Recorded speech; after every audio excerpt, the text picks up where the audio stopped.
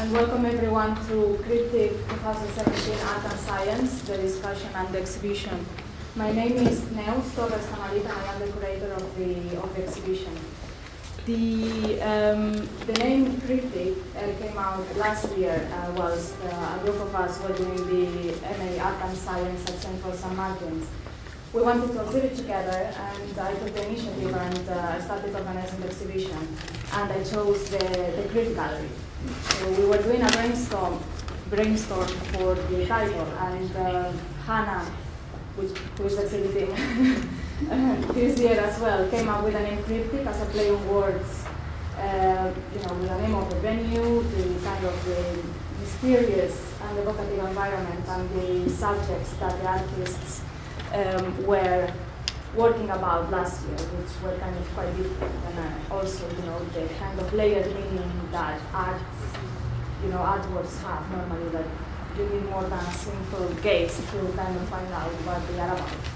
So this year, I wanted to continue with the exhibition, and I decided to use the same name because I wanted to exhibit in the same place, and but this year I wanted to exhibit with more artists and with different groups. So I made a selection of several artists, and others responded to an open call. So we have former students of the MA Art and Science at Central St. Martin's, also alumni from the MA Photography from Central St. Martin's. We have current students of the MA in Art and Science, and also alumni from the University of Westminster and the Slade and the Middlesex University. So apart from that, the flow of the exhibition, it was somewhat challenging to do because, as you can see, there are a lot of spaces and lots of directions that you can go to. So I thought that kind of creating a zigzagging flow was the best direction that I could take the exhibition to. And so if in any direction that you see, you can kind of follow a zigzagging flow of maybe the artworks linked in subject, they link in formal aspect, in colors, or material. Also, this is an event funded by the same artists. So as you know, normally, art is very difficult to do full time. So we have put a lot of effort in doing this, combining our day jobs with our artistic practice. And as part of the exhibition, my collaborator Ben, Murray, and I wanted to do something different, and he proposed to do a discussion about creativity, and we decided to go forward with it. And we invited Clot Magazine, which is Meritxell, Rosell, and Lula, Criado. And I invited them to co-organize it with us, and they accepted, which was amazing for us, and that's how we got this amazing panel here of discussion. So I think that, we are all looking forward to it, so I'm just going to leave it here and pass the words to them, who are going to introduce the speakers. Thank you very much.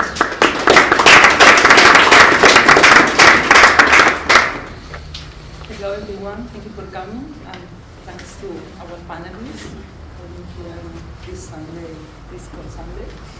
We are, as Neus said, Meritxell and Lula from Clot Magazine. Clot Magazine is a platform focused on art explorations into science and technology. We both have a scientific background and as well as humanistic. She holds a PhD on biomedicine and molecular biology, and a master's degree in philosophy, and myself, I am a molecular geneticist. And as well, I have a master's degree in trend research. And to say something else. The magazine is we create content, science and art and technology, and we are able to be in touch with a lot of very interesting artists and scientists, like the ones we have today. I'm going to introduce very briefly our panelists. I'm sure they're going to show all their like amazing what the amazing things that they do in the discussion. But like, well, the chair today is Ben Murray, as Neus said, like his collaborator with her, and he's a computer scientist and an artist as well. And when talking to him, he said like he sees the great power and beauty in the emergent complexity of genetic processes that unfold over deep time, and is making art to reveal this. And he was like the one proposing the panel today, exploring this like how like creativity, intuition, and like process, how all this articulates together from artistic and scientific points of view. So for that, like we decided to invite as well like Professor Arthur Miller, which he was one of the first like we interview in Clot Magazine. Such a pleasure. We could be like talking for hours, like introducing his work, but like briefly, like Professor Miller has a PhD in physics by MIT, and he is working like this communication of science and technology for a long time. He's an emeritus professor of history and philosophy of science at UCL, and there he helped to reshape one of like he created like the founder of the Department of Science and Technology Studies, and helped like reshape how like the studies were like focused. And he's written like many books, but like one of them is like very like for me it's one of the most inspiring books on like creative on scientific and artistic creativity, which is like these colliding worlds. I totally recommend like to read it. And I think nowadays he's working on artificial intelligence and creativity. Then Max Reuter, which is a reader in evolutionary genetics at UCL as well, and there he studies phenotypic and genomic evolution and adaptation through using like organisms modeling and also like bioinformatics. And one of his like models is using like the fruit fly, the Drosophila melanogaster. I remember like when like also like working with Drosophila and counting and trying to sex them. Like that's quite fun for my biology studies. So yeah, like there's like the sex, like I think if I'm not wrong, it's on like on their bellies. Yeah, the end of yeah. And like Neus is an artist in residence at his laboratory. And finally, Adam, which is we met him like Adam more recently. He's also like he's gonna be soon featured in Clot, and we discovered him for his the project he's been developing as he was awarded with a design residency at the London College of Fashion. And then he was developing his project, Genetic Gym, spring-summer 2018. And so it's a fantastic project in which he explored how technology are going to affect how fashion through genetics and epigenetics particularly. It's a very interesting project. He has also like a very impressive CV, and as like lecturer of design strategy and future-related design at the London College of Fashion. And he does like lots of work with like design and a multidisciplinary background. And I don't want to just use more of the time. Please, Ben, I give my word to Ben. You can start.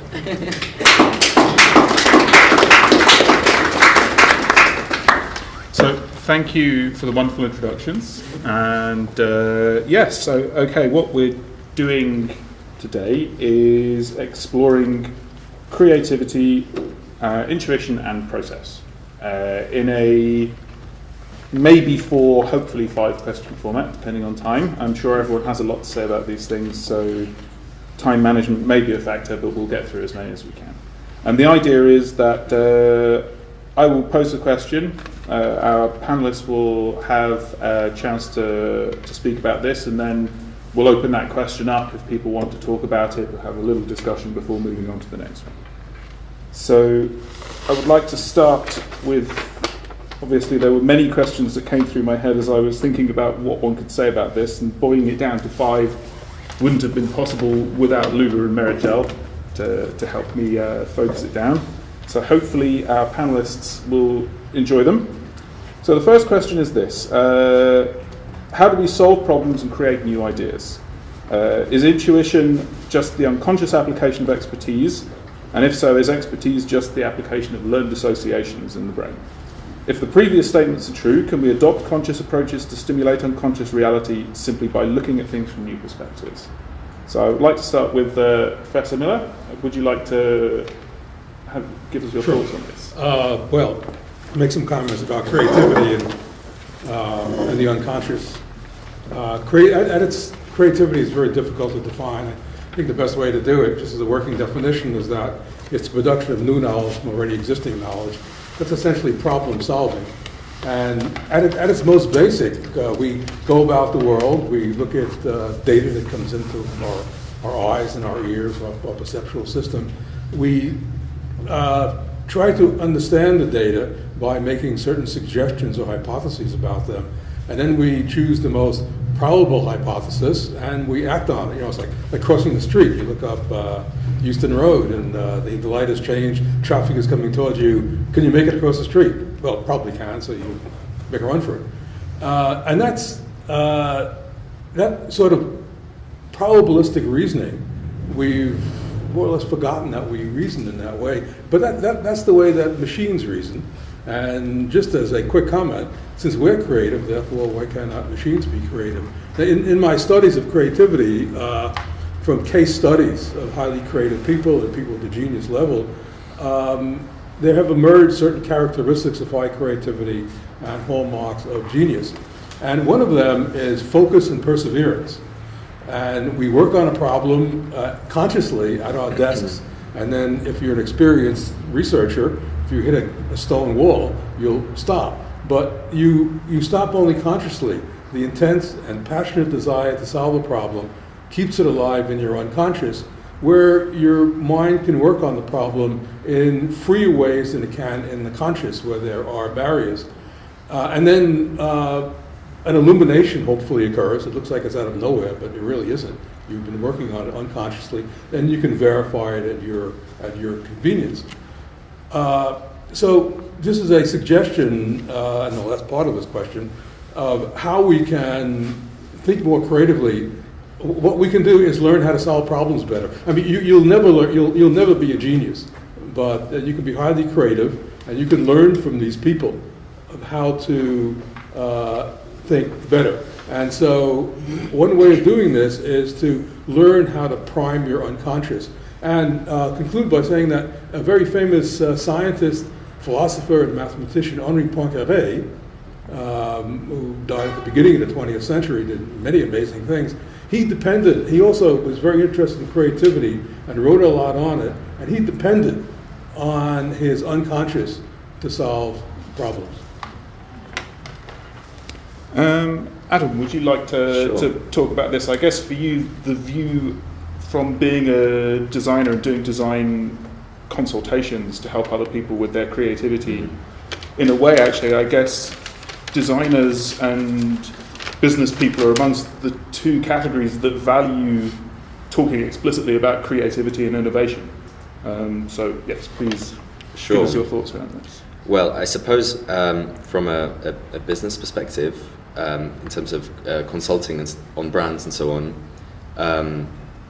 everyone understands that everything is being disrupted massively by technology. People want very easy solutions to respond to, but inevitably the responses aren't necessarily going to be solved with one design gesture. I think a really good example of this is obviously Facebook and the Trump campaign, and all of this conversation about Facebook having a large role within the contemporary politics, being guided by the internet and the use of the internet. And so now there's almost this little bit of panic inside of that community that they're not completely in control of this sort of beast that they've put out there. How do they sort of design utilizing that? And I think that this is where you get into this conversation on the importance of speculation, the importance of almost fictionalizing futures and fictionalizing scenarios in which you can imagine actually the potential for issues to play out in a negative way as well as a preferable way, and actually have a conversation on what designates what's preferable and what is negative. And I think that is starting to become critical within business contexts around technology. And I suppose in many ways this is talking about the real importance of the crossover between art and science, and how that feeds into business strategy and branding strategy. I hope that answers your question. we'll come back to it all in a moment after we've got people's initial responses. So Max, you are, as a research scientist, obviously you and your team are working with very rigorous models in mind and having to reach very far to provide conclusions and data at a level of quality that can help achieve scientific consensus. Obviously within this, it's very easy to think of these as just being very rigorous intellectual but academic disciplines. Do you think in terms of creativity when you're solving problems? Is this something that comes to you? And also, I mean, that's an additional part of the question, but maybe you've got thoughts on the initial question anyway. Yes, I mean, I think we also rely on intuition to find explanations for the biological observations that we make, because I mean that is what we're doing. We observe things and we try to explain how nature, genetics, evolution works, and of course we need intuition to come up with explanations for what we see. We also need maybe creativity to design experiments that address these questions, remove confounding effects, and do so in the most elegant and meaningful way. So we certainly rely on similar principles or processes. I mean, I found interesting what Arthur said about triggering the unconscious to help intuition, and I wonder how you would do that. I mean, if we consider intuition as a result of our subconscious, then by definition it is something that we don't really understand or can't really influence to the degree that we would like to, because I mean, if we could, then it would move into the conscious. I mean, is that not even a contradiction in terms? Try to direct your subconscious, because if you could, it wouldn't be subconscious, or isn't it? No, it still is. Can you speak up a little bit? We can't hear you in the back. Okay, yeah, I'm wondering about the degree to which we can direct our subconscious, because if we can direct our subconscious, if we can decide this night I want to dream about this and that, then this, by definition, moves the subconscious into the conscious and is not subconscious anymore. I mean, how are there techniques to do this? It's a matter of that. It's a matter of, you probably run across this yourself in your research. You work very hard on a problem, and you lay off the problem. You don't instruct your unconscious to do it. It just does it because you're intensely passionate about solving it. And to me, creativity is not some mysterious thing. It can be unraveled. Just intuition too. Nothing mysterious about that. Intuition comes about through experience. You make a lot of mistakes, and then finally, art connoisseurs do this, so they can eyeball a painting, cold eyeballing the painting, and say that's a fraud, because they've had so much experience. And similarly in science, your experience accrues. In doing consultancies on creativity, what I found is interesting to have people realize the power of the unconscious is to tell them creativity stories about great discoveries that were made, and how people, when they were interviewed, discussed how they made these discoveries. And it's usually They can introspect, and it is the usual case that it came about through what's called mind popping sometimes, or suddenly the solution to a problem emerges when you're walking down the street thinking of something else. So something is going on up there. These, what I like to think of as parallel intersecting lines of thought, which can't be accessed in consciousness. I think this is something that people are increasingly realizing that there are essentially a library of brain hacks that one can do to better utilize the hardware. This is something that software engineers, it's almost cultish the way they think about it. That's right. But I mean, for example, hard exercise produces certain proteins which allow for restructuring of neuronal connections more efficiently, better diet. I mean, they all sound very mundane. It's like a magician's trick. You say, how do you access creativity? And then someone says, okay, I know a lot about doing it. Do this, do that, do the other. And it's like the magician's trick. You think, well, is that all there is to it? Is that the thing? But these are incredibly effective. We must always remember that we're biological machines, and our brains are these biological machines that, I mean, as Douglas Hofstadter says very well, we are analogy machines. By creating more associations, we make it easier for us to reason complexly about things, but in a very intuitive fashion. Certainly as a software engineer myself, I talked with many of my colleagues about code smelling bad. Now there's an intensely analytical process that's going on somewhere in the unconscious that I have no access to. I don't need to have access to it. The hardware's there. I just prod the hardware in the right way and the hardware gets better at doing that. And I think that's the big mystery of creativity solved. We can all go home. Yeah.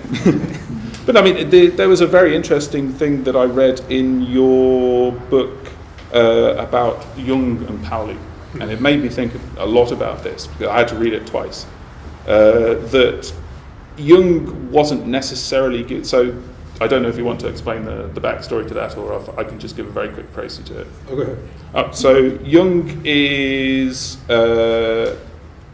clinically treating Pauli, who feels like there's, I guess, some aspect to his ability to solve physics problems is being compromised by aspects of his personality. Is that a fair assessment? Mm-hmm. And so essentially they go into this very metaphysical journey littered with alchemical meanings and alchemical symbology. And initially I thought, well, I don't understand why this helps Pauli solve his problem. But I think just in retrospect, the metaphors, playing with the metaphors, but consciously still doing that in the process of trying to understand his own psychological problems, is just giving him, his brain, his unconscious mind, different angles at which to attack the problem. It's giving it a little nudge until eventually something happens. Also, his dreaming, which he had been doing all his life before he came to see. Do you all know who Wolfgang Pauli was? Okay, he was a very famous physicist who won a Nobel Prize, and everybody, his colleagues as well, thought of him as somebody who just sits in front of a desk and scratches out equations all day, all night. Well, it wasn't at all like that. Pauli had a totally different, wild nightlife. He was a drug addict for a while. He drank a lot, and he dreamt a lot. And he was a closet occultist. And Jung tapped into all this and taught Pauli how to harness his dreams. In fact, Pauli made at least one very critical discovery as a result of the proper way to dream about a problem. And Pauli also discussed this process of conscious and unconscious thinking, of how his Jungian way of dreaming was primed by his conscious thought. So, should we take a moment to ask if anybody would like to add some comments, have any questions that they'd like to ask the panel about this? I'll start picking on people at some point if they don't answer. That's fine. We can skip there. We can come back to this question as well if people like. So, any thoughts just for now? Okay, we'll continue on our journey of discovery. So, question 2. Coming back to what you were talking about, technology, I didn't want to address that just now because we do address it. This is probably the right time to do so. So computers are an amazing tool for creativity and have been since their invention. artificial intelligence, and particularly I'm sure most of you now have heard about deep learning in some form or another, even if it's within the capacity of Go or seeing pictures of dogs in pictures of everything else. Where was I? Oh yes, with its use of neural networks, seems to be as close as we have got to machines thinking, and by extension, creating. Scientists and engineers are quite happy to offload this kind of cognition to AI and machine learning, but I think in the artistic sphere, the notion that an artist can offload creativity is probably, at least in some sectors, far more contentious. So please discuss. Actually, I would like to start with Max first, because in your case, science has kind of come to terms with the use of the computer, even in essentially the wet sciences where lab work is very important. Was there, I guess, was there a time where it was less accepted, or? No, because I think it is, I mean, the use of a computer in this case is as a problem-solving machine. So we have a problem, we have defined the problem based on biological observations in our case, and we are trying to find a solution to fit parameters to a function that is too complicated to solve or whatever. And I think in that case, there is no question that using a computer for that is a valid approach. Although of course it can have drawbacks if you would actually like to learn something about the details that, for example, influence this process, and that is something that you cannot draw out of the machine-learned results. So there are limitations to that, but otherwise it's a problem-solving approach that is perfectly valid, and we are problem solvers, so we are happy to rely on that. But I think in terms of artistic endeavor or creativity, there are limits to that, because this is art, at least as I see it from the outside, is not a problem-solving process. So there is no right or wrong answer. Okay. No, I mean I would imagine that as you create an artwork, there are steps in the process where, okay, this is something that this hurdle you have to somehow overcome, and you might want to rely on a machine to do this. But I mean, the creation of an artwork in itself is a reflection of you yourself as a human being, of the world, how you perceive it, a comment on the world, on society, on yourself, on your experiences. And I think if we would say, okay, I leave this to a computer, would somehow take the humanity that is the interesting aspect of art out of that process, and it would somehow end up as plastic art, which without a true soul. I'm sure people will want to respond to this. Yes, I did ask for audience participation, so that's fine. Oh, well. So, to go back to that point of art not being problem-solving, science, to me, it's not really problem-solving. You're just observing things that already exist within the world and using certain tools and methodologies to do that. Whereas great compositions and music and paintings make a statement about reality in order to try and improve our situation. So, in a sense, science creates problems, and art is the true problem solver. Oh, that's terrible. Okay, so let's not go completely off the rails. We can open this up in about 10 minutes' time, say. So I would like to go to Arthur next. I am. There are always artists who live in the middle of the Middle Ages, and I think that artists are very adept at using computers now. The notion of working along with a computer is called intelligent augmentation.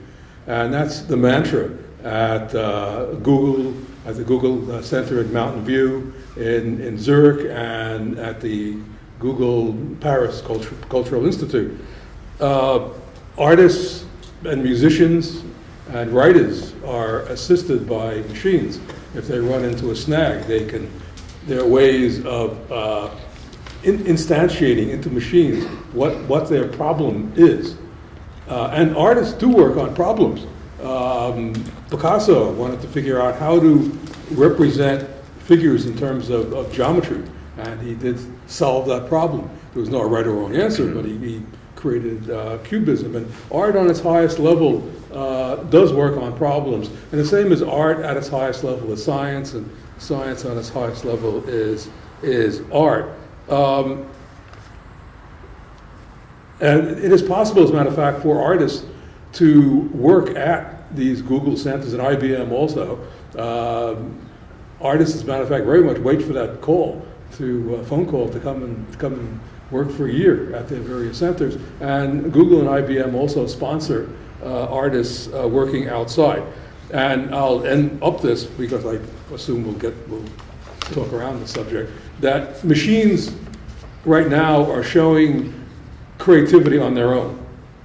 I mean, glimmers of creativity, such as Deep Blue playing Kasparov, made a move that absolutely floored Kasparov. And Kasparov, in the second match in 1997, Kasparov accused IBM of cheating, and it ruined him for the entire rest of the game.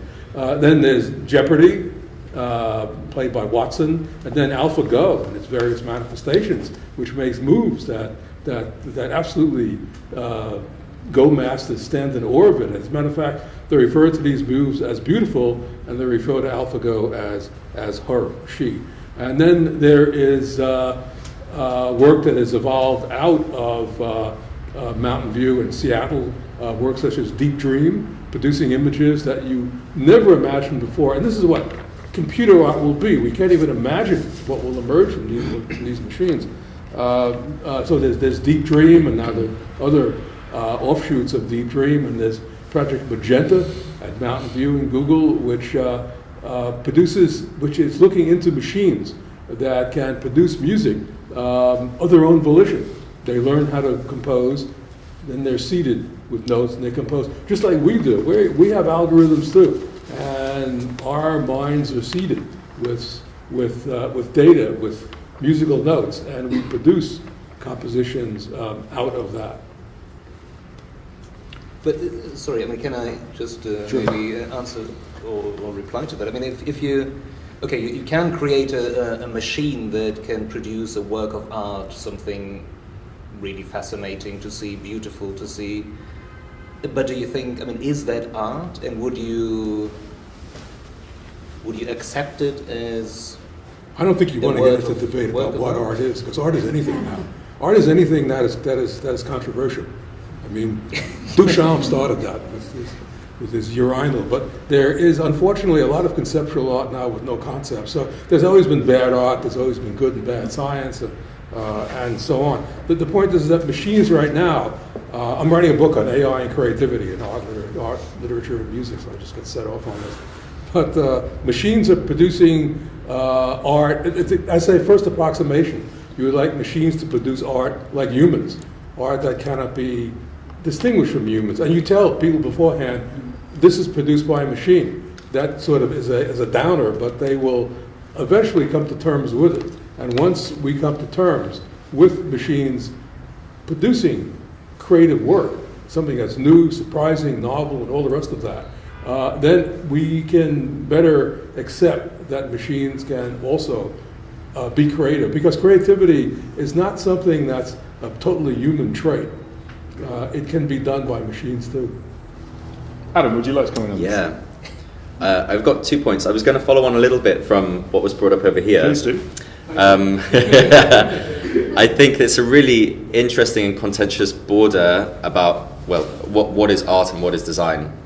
And so many people have different opinions, and no one opinion is true, I think, on the subject. But that I think the term art can be used very broadly, because I think a lot of what's being explored inside from all of these examples sort of doesn't really fit in categories. It's sort of beyond disciplines, and it's using so many different ways of thinking and different theories and different investigations that art just becomes kind of a simple, easy phrase that you can use to explain something that's actually post-disciplinary and a lot of people might not understand. And so I think that's where the term art can actually be used in quite a powerful way. But also, that I understand with scientific research, a lot of the time to get funding, you can argue with me here with this, to get funding, the funding body needs to almost already understand what it is that you're trying to produce. And so much of the time, it's interesting to have a fictional image or a representation of what it is that you're trying to get towards, or what it is that you're aspiring to move towards. And I think that's where actually this interplay with creativity and art and scientific investigation really has a lot of richness. The next thing I was going to say within all of this is that within fashion environments where perhaps you measure a successful fashion designer based on how astute their intuition is towards imagery, how relevant what they produce is in terms of aesthetic, and you start to talk about what intuition is to them, how do you build that really sharp, astute aesthetic intuition, and it's all about being exposed to relevant imagery and being on top of what's considered to be relevant at that particular moment in time, and to be sort of understand the trend so that you're continually pushing it and being at the forefront of it. But I think what's interesting in that is that so much imagery that we're seeing now is actually fed to us online, and perhaps could, with a neural network, could you actually start to teach a machine how to have an intuition as a fashion designer does through imagery, which is what a lot of my research is on, because I believe that what an evolutionary biologist calls genetic strength or perception of genetic strength, we call sexiness or attractiveness. And so if you had the ability to teach a machine how to read context-specific genetic strength and feed it into wider neural networks of what advertising, what imagery, what Facebook, what Instagram is feeding us, and into wider culture, I believe that it would be possible to start to hone down a little bit about machines being able to have that sort of tacit cultural sensibility of what is aesthetically relevant or not. You can start to explore maybe a lot of the cultural elements around why a piece of art that's produced by a machine isn't as valuable as a piece of art that's being produced by a hand. It's got a lot to do with snobbery or the human factor within all of that. And I think a lot of that can be broken down to that moment at which you teach a machine how to read genetic strength. Yes, but I think if we prefer art that is made by a hand rather than a machine, then it's not because the machine cannot do it as well as the hand, or we're into artisan, I don't know what, but it is because this hand is connected to a brain who has some vision of the world that is supposed to be conveyed in that art. And I think there maybe fashion is different from pure art, and I'm sure I get more flack for that. But fashion is mostly about aesthetics and pushing the aesthetics that exist at the moment, that are prevalent at the moment. And I think that is something about knowing what the current aesthetics are, somehow deforming them into a new interesting direction. That is, I think, something that is a problem that a machine might be able to solve if you feed it enough, newspaper articles and photo shoot pictures and I don't know what. But I think in the art, the interest is in the message, which I think the machine cannot produce because it has no opinion on the world. Well, your argument is that it goes as follows. It's unarguable that machines can produce art and music. The next statement is, so is the machine an artist or a musician? And what you're putting forth the argument that no, the machine cannot be because it's not out there. It hasn't experienced love, passion. But one can imagine very easily machines of the future with powerful architectures, probably that go beyond neural networks, which will enable machines to read the web, and all the knowledge in our world is on the web, and the machine can come across, love, that sounds pretty cool. I think I'll look into this a bit more, and can simulate that. It can discuss that with someone. Machine can say, I'm thirsty, and without really knowing what it is to be thirsty. But what I'm getting at is that machines can produce works that have a passion to them, and they will be different. We can't even imagine what they'll be right now, but they'll be different. We'll recognize it, and they'll produce that artwork for us and for their brethren too, because cyborgs are upon us. Really, I would very much like to come in on this, actually. I'm going to bring up something that you brought up in one of your books, because, again, reading there's several relevant points that have been brought up by all parties, whether I agree with all of them or not. So when I saw one of your YouTube talks on this, and immediately as I looked at the image on the left, on your left, audience's left, which should be that, if that's what you're seeing, hopefully. Wait a minute, which one? You better point to the one you mean. So on the left is an artwork by, oh goodness, I'm trying to, can you remind me his name? Mondrian. Mondrian, yes. He's over here. So Mondrian is over here. Yes. Okay. And this is a computer artwork Right. that was made in response to Mondrian's artwork.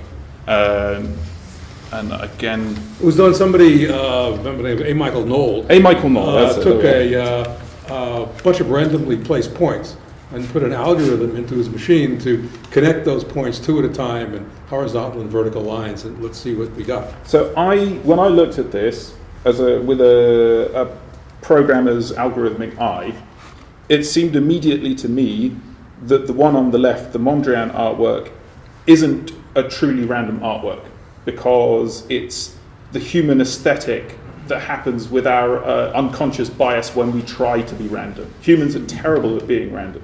I wanted to do a very quick test just to see how many people we get through before the correct number comes up. This is the correct number. So I'm going to pick on you, if I may. Please pick me a number between 1 and 100. Don't spend too long thinking about it. The numbers must be odd, and they can't be the same digit. So they must be different digits. So please, a number between 1 and 100, odd digits must be different digits. Oh, I'm sorry. So no even numbers, and the two digits must be different. 17. Nearly, okay. Please, could you do the same? 91.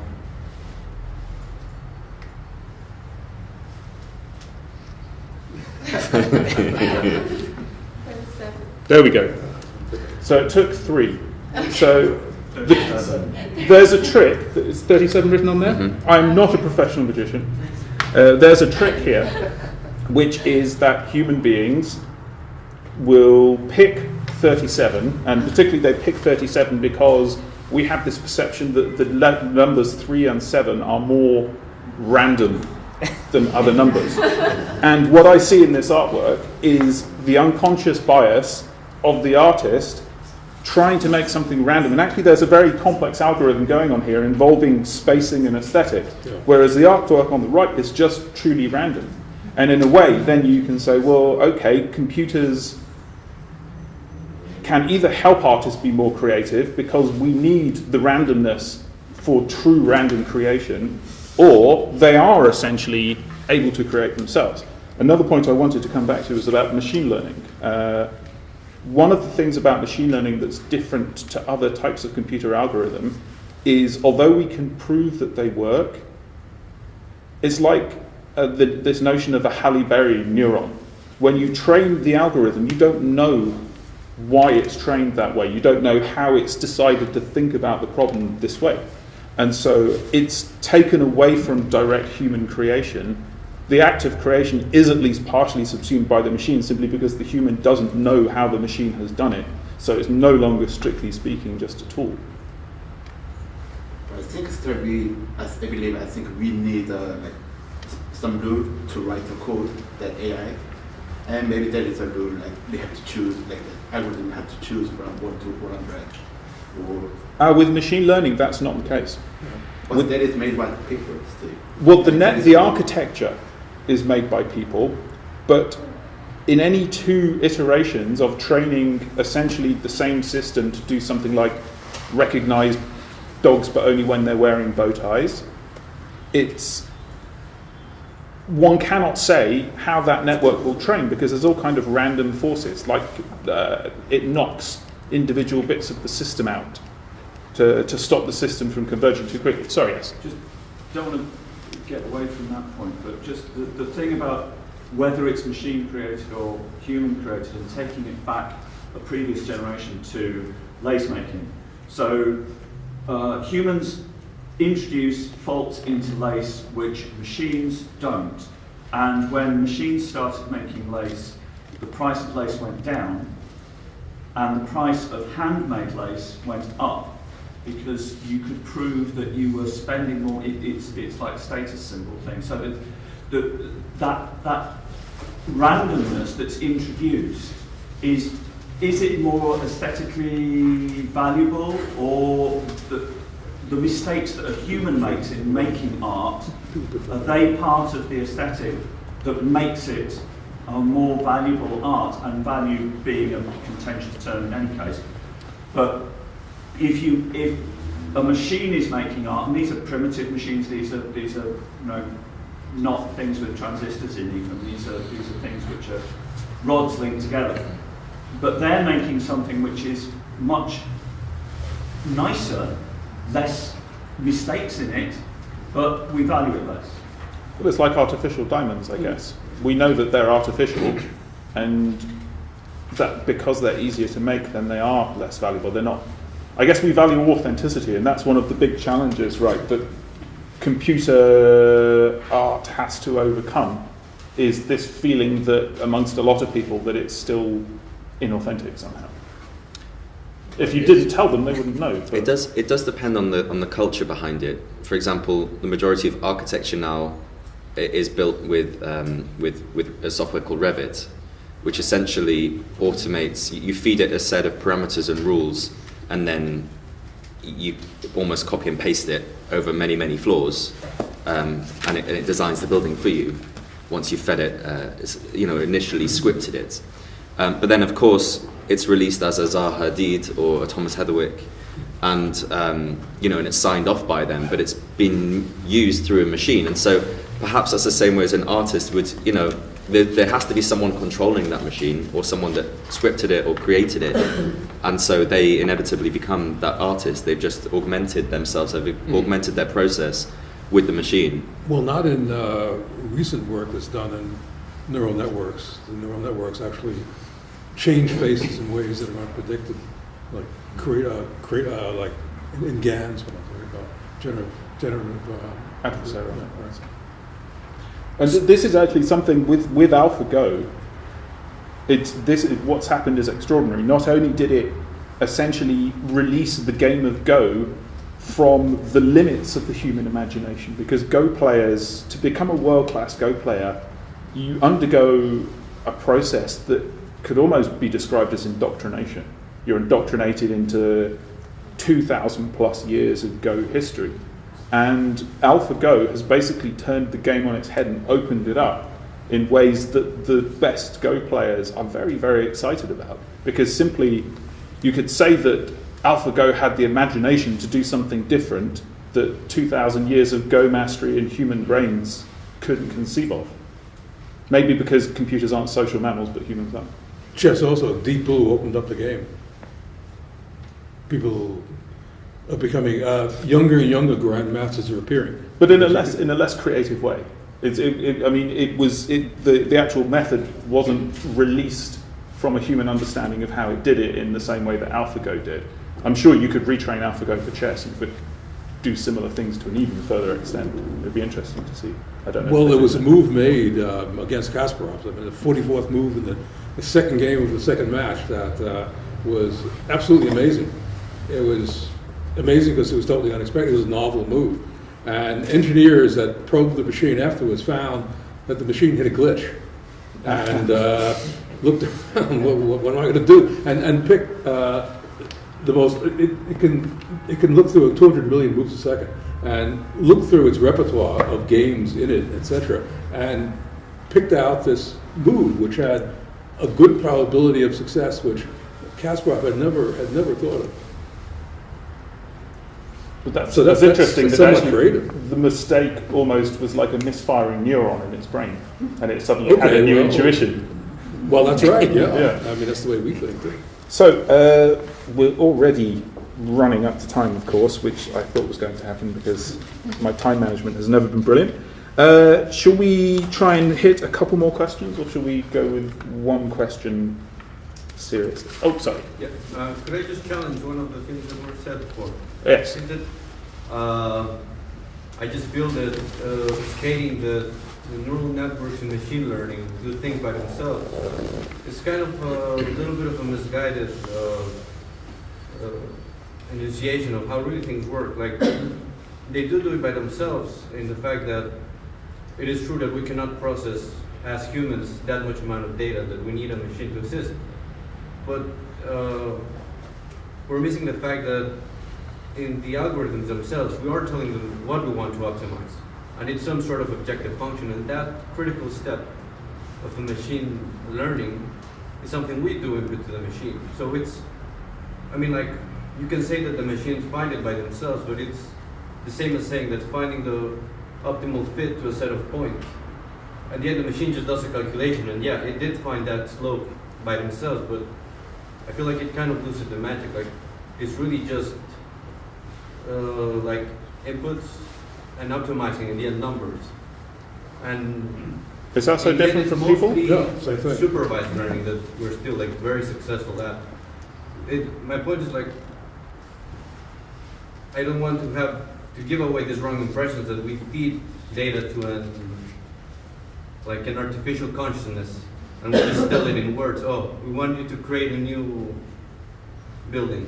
We feed it in a way, and we also tell it, oh, you have to optimize this specific thing. Like, the machine never sees these representation that we give to these numbers.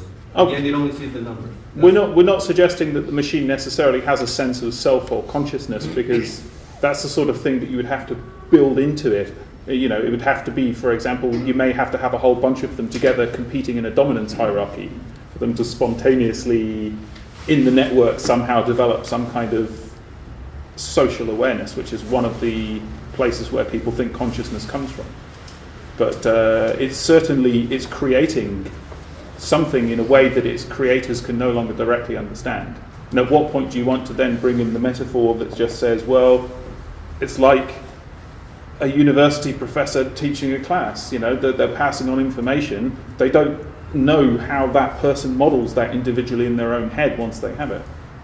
But I think this is relevant to the question whether computers can create art, because you have to define some criterion that tells the machine how close to this optimum of being very arty it is with its current solution, and that means that you have to somehow quantify the artiness of artworks, and the machine will work towards optimizing that value. And I think that in itself then implies that there is you can define how artistic something is with a few numbers.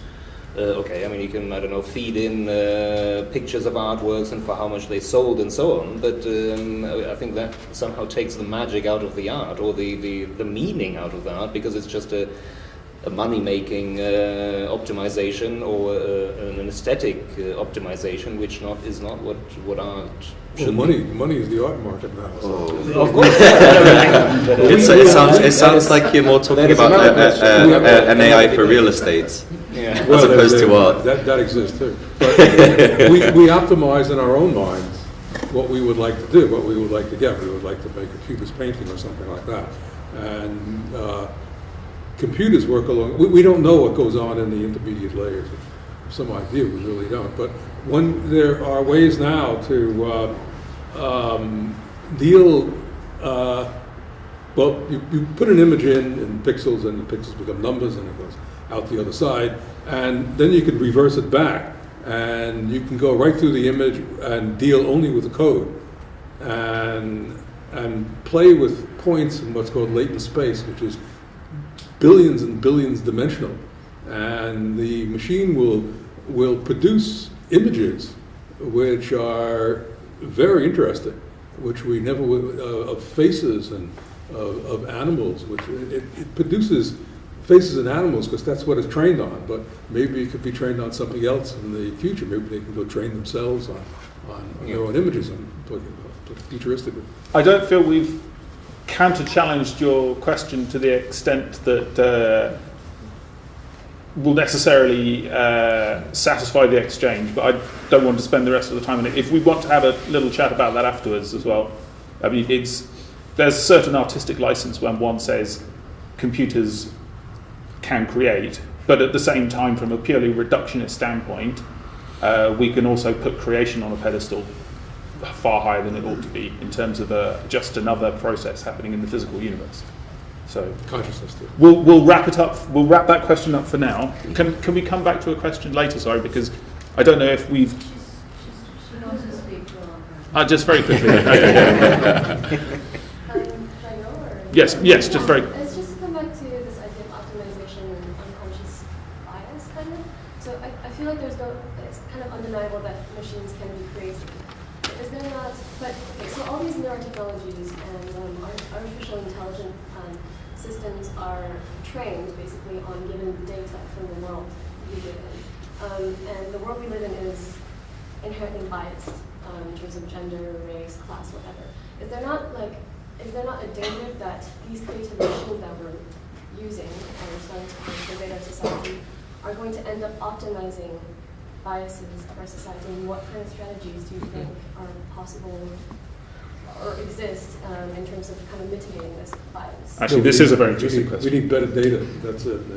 Well, I think it's separated into what is your perception of success, what is your ideology.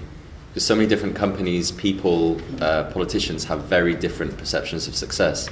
Even in this conversation about art, are you creating art for its exchange value, or are you creating art because this thing is a communication tool to talk about something quite complex? I think maybe not in terms of success, but just if we think of art as something that has value because it presents insight that is different, or kind of interpretations that are different from the existing world. And if we're training all these machines with the same kind of data, is there not like a danger that this will kind of converge into the same kinds of creativity? That is, yeah. So I think that's what I mean by success. It's not like money-making kind of art or Yeah, I was going to tell you a little story that I think is similar to what you're describing. Cultural theorists, when the alphabet was invented, worried that the colourfulness of human identity expression would be limited because all of a sudden we had rules and regulations on sentences. But it is. It is, yeah. But it is, exactly. And I'm saying that what's happening now with new technology is exactly that. I think that we're having the breakdown of the colourfulness of the way that humans are expressing themselves. Even, as I'm talking about online photography and communication, there's definitely rules and personas that are celebrated more on Instagram, for example, almost by accident, but it's just, it's a new alphabet, a new language that is giving rise to a certain demographic. And so I think this is an absolute inevitability of new technologies. There'll always be a positive and negative to new technologies, and I think that, in my personal opinion, it should be the responsibility of the company that's initiating that technology to also be accountable for the negatives. Science does a better job of that than business, I think. Yes. With the invention of CRISPR-Cas9, the scientist involved in its invention immediately called for a moratorium on just, maybe moratorium is the wrong word, but let's not just do everything we feel like with this until we've investigated its ethical implications. Microsoft did an interesting thing. They created a chatbot, a very sophisticated chatbot, that immediately just picked up on porn and racist and abusive language on online forums, and they had to switch it off. So it was trained with a street dictionary. Yeah. But if that was a real cross section through society, then that's actually really interesting. It's definitely an unanticipated and quite interestingly artistic result. Comment on So, society. they basically developed the world's most sophisticated swear bot. Yeah. So There's let's. also like a security bot in a shopping mall that just had enough of living and decided to throw itself into a pond and turn itself off. So I think it's well. I don't know whether it felt angst in order to do that. So I'll not go to that one. So let's try and get one more question. I know we're tight on time. So I really wanted to talk about this one. Can science benefit from an artistic approach to thinking about its field? Many institutions are embracing art as a way to do outreach and connect the wider world to scientific endeavour, but how can scientists learn from artists? And let me see. Can we have Adam, please? Yeah. How can scientists learn from artists? Well, you're a designer. So. I am. I'm also arguably an artist. Yes, you are. But to a point on what is art, I think that the way that a scientist thinks and the way that an artist thinks are probably quite different. They definitely share some aspects, but an artist is visualizing. Their craft, I suppose, is in visualizing something that they're observing, whereas perhaps a scientist is less concerned about the visualization of it and how people will read that information. And so I see it as almost a symbiotic relationship that is incredibly important. And I think as we're entering into these situations where all of these contemporary problems that are being thrown up by new technologies require sort of unforeseen responses, there's not really any precedence in how to follow these things. This relationship between an artist and a scientist becomes really quite an important one. I almost see it as the beginning of new disciplines, like the breakdown of existing disciplines as they are, but just the purity of art and science meeting. I would love to see more scientists having an in-house artist and vice versa. I don't think scientists can learn much from artists at all. And the notion of artists embedded in scientific labs can lead to ludicrous circumstances if the artist isn't really acquainted with the science. What can they possibly do? I think a better way of going at this, and it's happening now, and I discussed it in my recently published book, Colliding Worlds, how cutting-edge science is redefining contemporary art. I wanted it and vice versa too, but the publisher wouldn't have it. What's happening is that art, science, and technology, as we know them, are merging into what I call a third culture, populated by a new breed of artists who are artists, scientists, and technologists rolled into one. That's the avant-garde. I mean, then there's everyone else. Avant-gardes are always niche fields. I mean, believe it or not, nobody knew about Picasso for a while, etc. And in the book I'm writing now on AI, it is the case that I'm dealing with people who are engineers and also artists in the sense that they research machines and they try and devise machines that can generate art, literature, and music. And that is the real thing, the real avant-garde. And that's where I would say things are going, because I've seen very, very few collaborations between artists and scientists that have produced anything interesting besides illustrating science. That's going to be.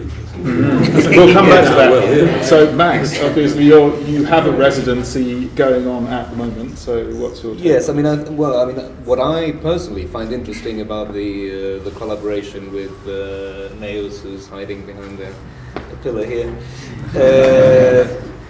is just the rediscovering maybe the curiosity. Because I mean, when you are a scientist and you have your very narrow field of research, you're stuck in there and you solve one problem and that creates that guides you towards the next, and your whole path of how you advance through your field is somehow relatively well mapped out in front of you. And I think and everything is somehow focused on solving those questions. So I think just having somebody coming from the outside into our lab and asking questions about how does this work and what is this made of and I don't know what, is just interesting. And it's something probably that in contemporary science, where we are very direct or very focused on writing publications, submitting grant applications, getting funding in. Just the curiosity and the exploration is something that is somehow gets lost very easily, and it's just nice and interesting to somehow bring that back into what we're doing every day. When I wrote my book, Colliding Worlds, I looked into collaboration. It had never been looked into before. And scientists gave precisely what you said. It piqued my curiosity, but scientists are supposed to be curious. I mean, how could this pique your curiosity any more than your scientific work? Because the scientific work, I mean, you always revolve around the same questions, and you revolve around the stuff that you do. And so, I mean, of course, I'm curious about the questions that my work addresses. But it is just this playfulness that is completely lost, because it's serious business. It's about solving that problem, writing that paper, and then writing the next grant application. It's not about, let's explore how these little creatures do what they do. But basic scientific research is supposed to be playfulness. Of course, I mean, there's some playfulness involved in defining your question, and there's no, I mean, my research is not purposeful in the sense that I have to create something which has immediate applied value to anybody. Sure. So from that perspective, you could call it playful. Yeah. But I mean, it's just playing around with concepts. Yes. Yeah. I have to say one thing about art, though, in this context, which is that it becomes an incredibly powerful communication mechanism that I think a lot of scientific documents don't have the ability to do. In that now we have the possibility to make a video or make an image, and there's so much information, if you craft that well, that you can read from it, that a scientific paper, you would need someone to sit down for a couple of hours with and be really sure that that's what they wanted to look at. And when you have that communication tool, you can put it in front of a psychologist, a geneticist, a computer programmer, and they can all understand exactly what it is that you're trying to talk about. And for that reason, I think that this function of art or design becomes really important, actually, at this moment where we're at. So that's science illustration. Using science illustration. In a way, because I think a lot of the time artists are thinking about. For example, I'll use my project that I produced for my design residency with London College of Fashion. I was imagining what would happen if we had the ability to design humans with genetics, which is actually looking very probable, but is being held back by ethics at the moment. And so this was looking into a lot of consumer culture, why people aspire to be any different than who they actually are, and why they buy products and things, and what that says about them. And so I worked with a genetics team from UCL, and they went through all my provocations and scored them on a scale of 0 to 5 on feasible to absolutely bonkers. And it was great because it opened up this conversation on, actually what could be possible, where it might be going, and where we don't want to go. And it engaged in this really fascinating conversation about, it almost opened a new tangent that their department hadn't been looking at before. And I think that kind of interplay is really, really important. It's opening up new facets that wouldn't have been explored otherwise. Yours worked. Well, here's an interesting question then. I mean, if these collaborations are to make sense in the medium term and just become part of what scientific departments have to do, what research departments have to do, then surely, I mean, will you not end up with a breed of artists who are already cross-disciplinary that, say, for example, come with a required background in applied mathematics, so they can just pick up these papers and run with the descriptions? That's right. Yeah, that's good. But I mean, that's a good scenario. In a way, are they not losing something then? Are they not falling into that groove more readily as opposed to kind of sitting across the rest of the whole process at 90 degrees to it? No, being at one with the process, they eventually become scientists, and art. And it's just something new. You say artist, well, what is this? It's not somebody who just stands and paints all day. It's somebody who thinks about scientific concepts in a way of producing them in the form of an image. And the image need not be a visual image. It could be an image that corresponds to one of your five senses. That's what brings art into the avant-garde. It's not limited What? to. It's going back to a Renaissance version of what it means to be an artist, where you have. To some extent, Da that's right. Vinci, To some extent, that's right. Cosmopolitan. And that was lost over the years, and now it's coming back together. You know, it began to come back together, art and science at the beginning of the 20th century, and now it's merged. And this merging is what you want. So I'm sure there are other. I haven't been looking out for hands. Let's look out for hands before we close this up. Please, yes, go ahead. Okay. Just to point out an area where I think that science can benefit from artists, because I'm on the MA Art and Science program and really tuned into this particular subject. Michael Dozer gave it from CERN, he works on the Atlas project, gave a talk at the university some months ago, and I was really pleased to hear him react to the way artists think and kind of work with ideas, materials, and concepts. And he said that he really felt he had a lot to learn from staying in that curious, alert state of mind where your thoughts are roaming and spontaneous and making those connections. And he felt that artists do that much more easily and freely, perhaps because they don't have to deliver a quantitative result out of it. They can stay in this particular state, and he thought that was hugely beneficial and that he would like to do that more. And I definitely believe, I think there is a kind of curious cross-disciplinary inspiration that sort of interaction between artists and scientists can get out of it. They can stay in that place where you're curious and alert and spontaneous. I think actually what you bring up there is really interesting, because I think the output, with being an artist, you have this license that if you create something and put it on the wall, or create a medium, that's the end point, that's your perception of success. But actually, when you're in this zone, the main content of what you're delivering is actually the thinking, the strategic processes inside of that thing, which becomes a communication mechanism. And I think that allows you perhaps to investigate things that are so broad or off-piste that maybe a scientist would have to be a little bit more guided towards, because you're following your research funding program, and you've got parameters, whereas your only parameter as an artist is to sort of create. Oh, but scientists, that's scientists create too. I don't know where this is coming from. You do have a grant when you're. You do have a. The parameters are much more limited and pre-defined. No, you have grants in science, but as long as if you have a grant to do molecular genetics or quantum field theory, you can follow these fields far. You can go far afield as long as you don't start producing papers in Egyptian hieroglyphics.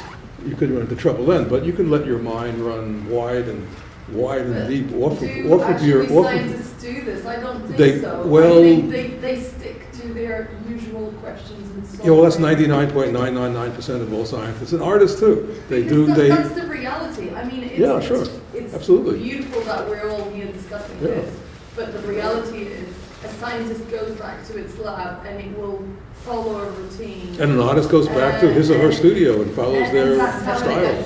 They're selling a particular kind of painting, and they push that because they want to make a living. But at the same time, we should remember that, part of science is filling out all those spaces, and you do need some of the scientific activity to just, fill out the things that the theoreticians have proposed. And a lot of that is hard work and attention to detail. A good example is, for instance, this event here.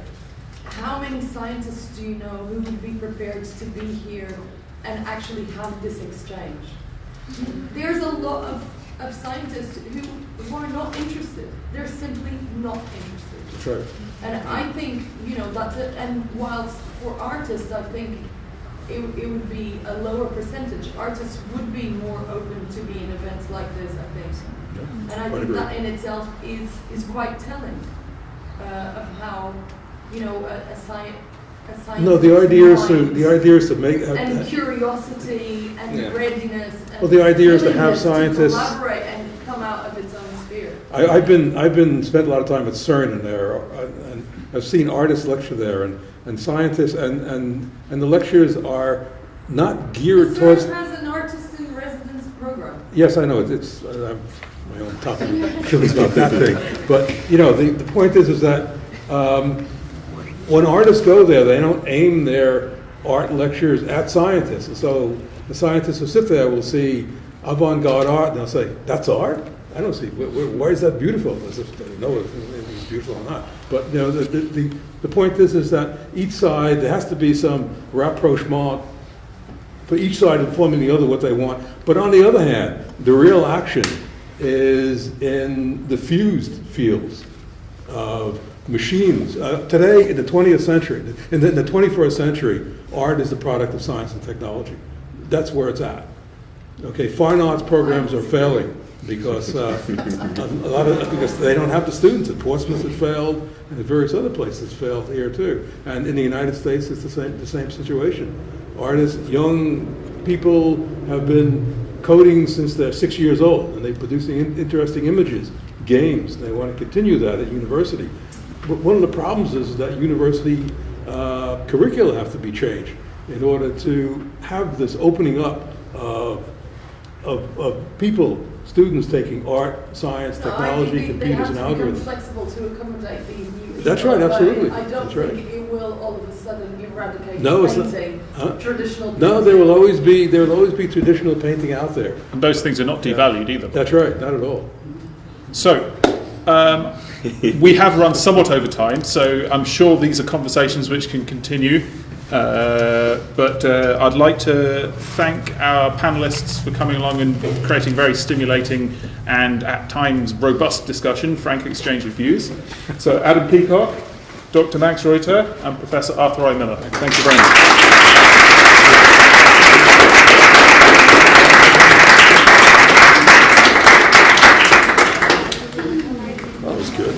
I enjoyed that. Very good. I enjoyed that. Oh goodness, there were so many. This conversation could continue. On here. Yeah. Eventually, the lips turning blue and no longer being able to speak to you. Where was I at?